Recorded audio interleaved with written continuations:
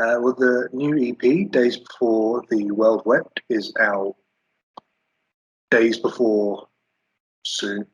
Oh, God, that was terrible. It's out on October 15th, anyway.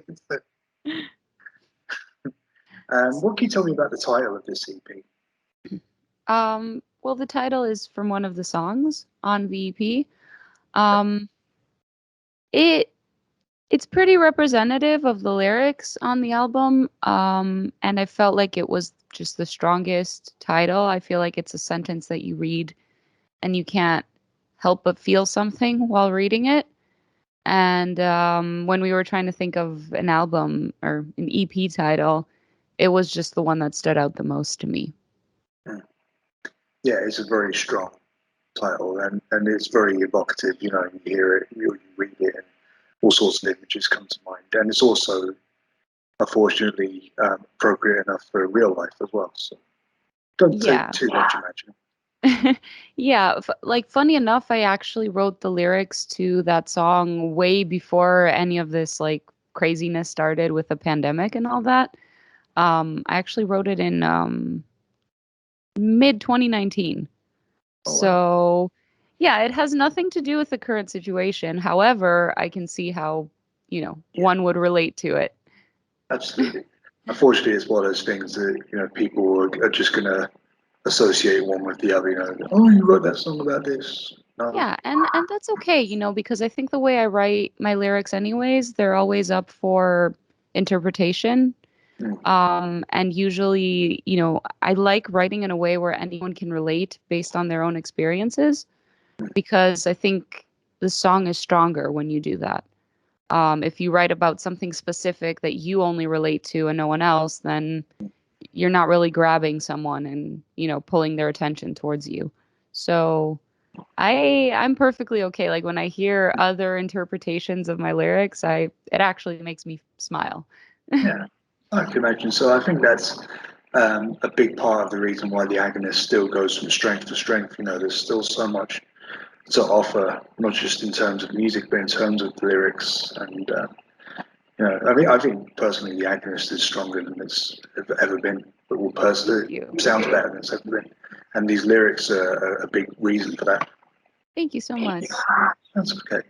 I'll stop brown nosing you now and get on to the next question. All right. Why was the decision made to release an EP as opposed to wait for a full album? It was a bit circumstantial. Like it wasn't planned.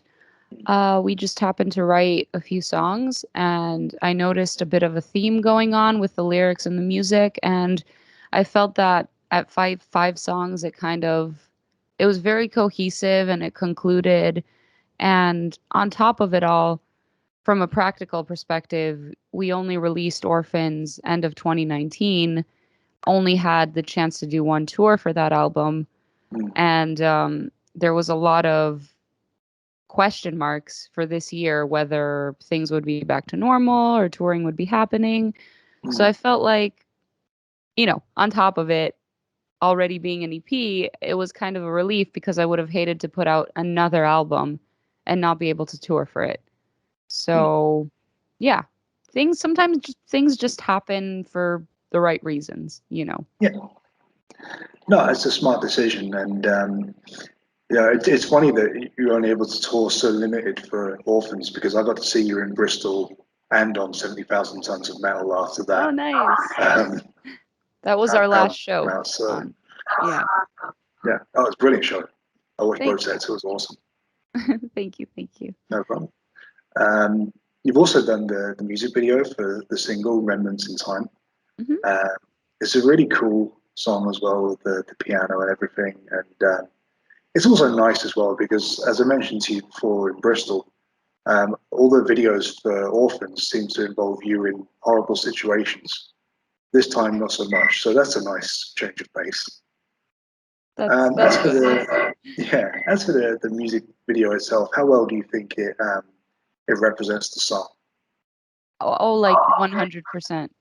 A few people noticed because, like there were a few reaction videos or friends of mine, when they saw it for the first time, a few of them noticed. because I guess they were hearing the lyrics as well, so they were kind of getting what was going on in the song theme, and the visuals helped bring it out. And there's a reason all that is happening. There's a reason, that I'm dressed in this white dress, looking all innocent, classy, and then in the chorus I've become this demon. It's not, I saw a few people were a little bit upset about the demon look and thought it was unnecessary because they made the association that I'm looking like a demon because I'm growling so low in the chorus, but it has nothing to do with the vocals. It's all about the lyrics. Yeah. And most people caught on.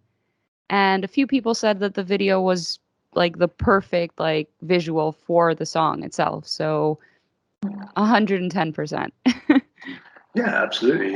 It's beautiful when it needs to be, and it's vicious when it needs to be. It's perfect. Yeah.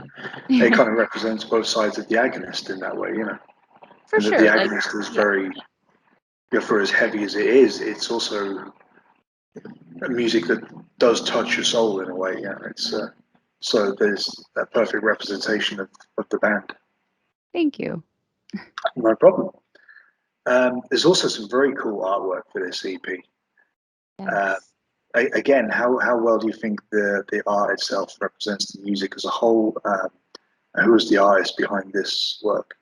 Yeah, so I'm really really happy. I think it's my not I think it is my favorite artwork that we've done since I joined the band. Um I was really happy because we reached out to a longtime friend of mine from Greece for this. I had no idea, like, because he's very versatile in his style, I guess, depending on the band that he works with. And he just asked for creative freedom, and we sent over the lyrics. And I had no idea what he was going to deliver. And he also did like a full line of merch designs for us as well.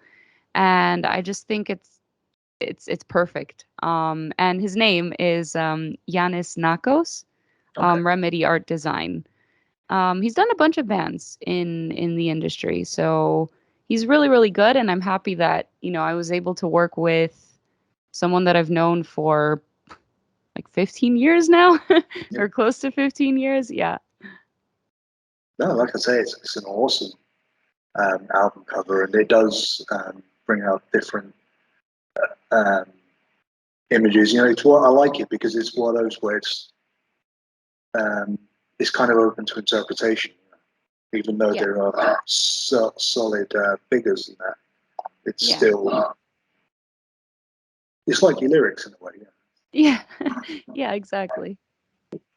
And as for the recording of the EP itself, is this a relatively smooth experience? Were you able to get together, or was this kind of done more with file sharing and that kind of Yeah, this time around, unfortunately, because of the pandemic, and there were severe like this was done in Canada, and at the time in Canada restrictions were really really like severe.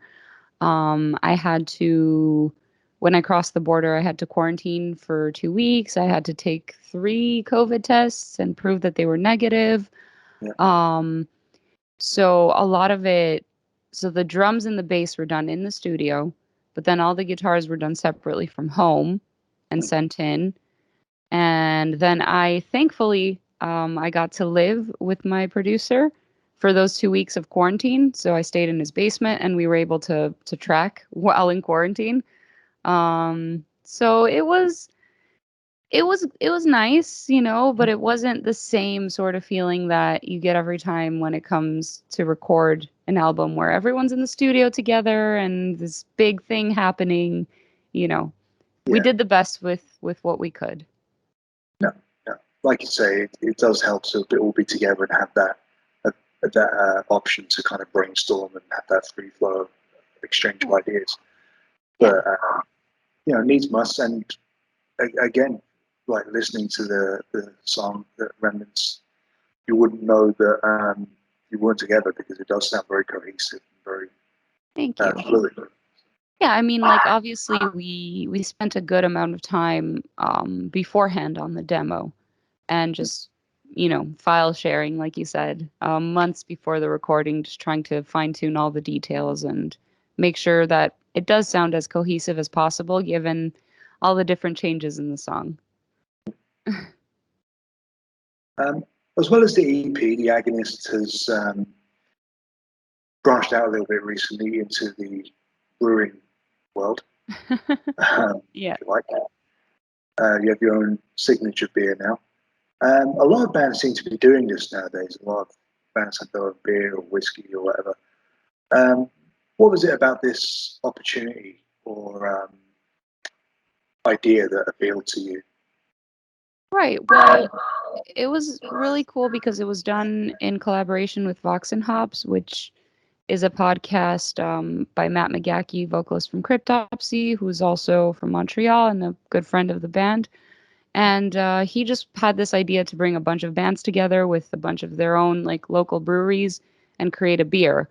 And just kind of sharing that love for craft beers and metal music, which I think is strong. I've met a lot of metal musicians that love their craft beer.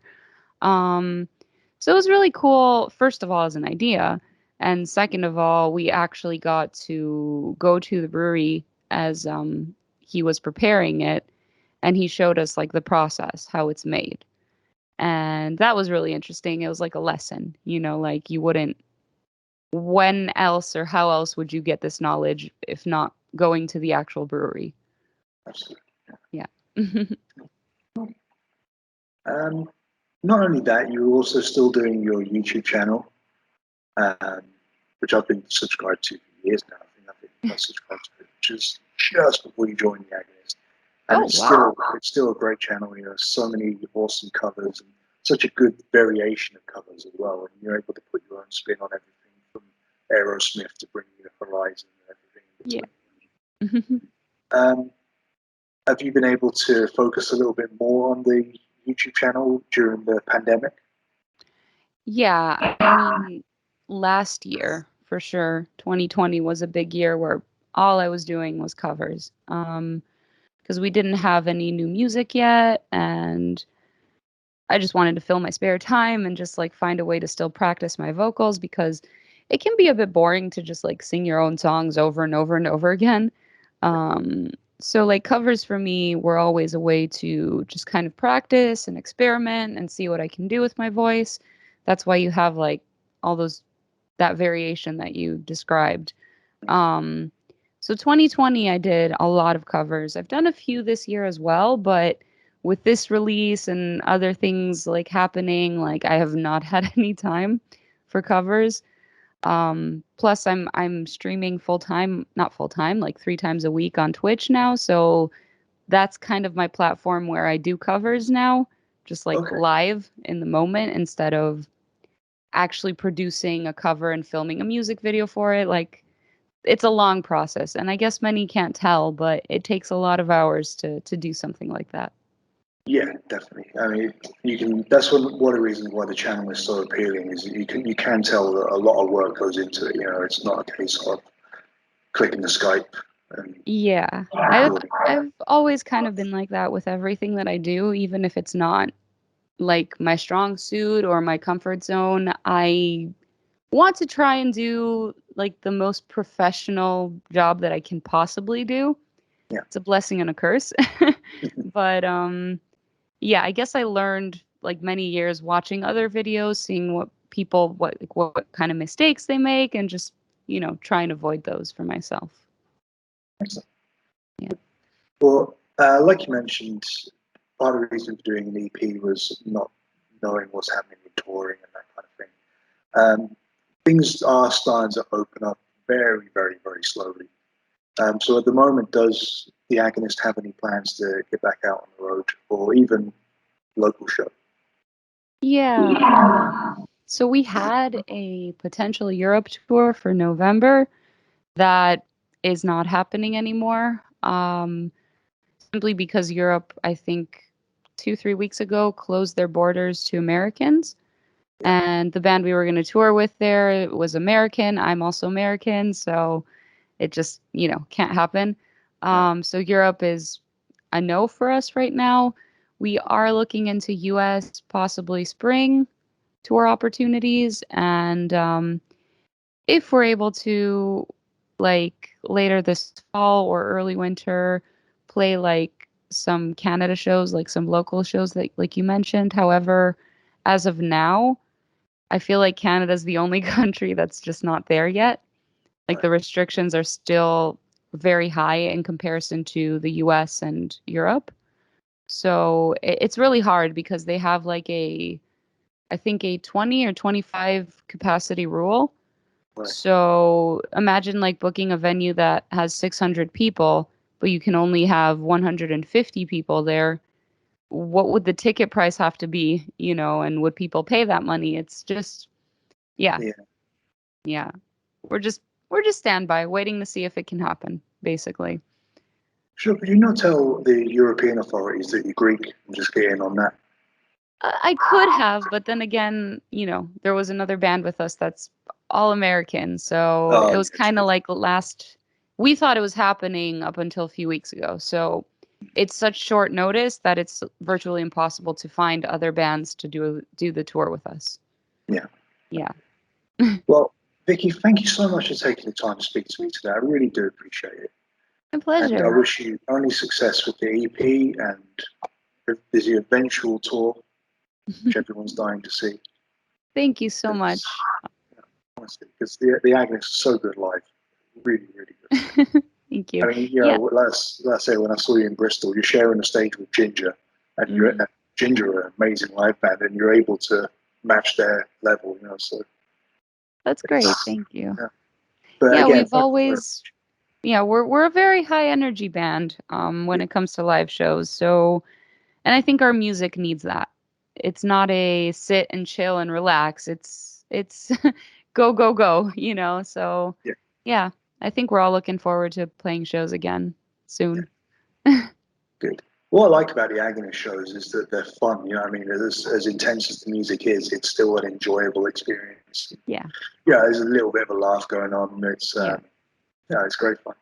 But anyway, I think I've taken up too much of your time as it is. All good. All good. Thank you very much, Vicky. All the best. My pleasure. Have a good night. Thank you. Bye now.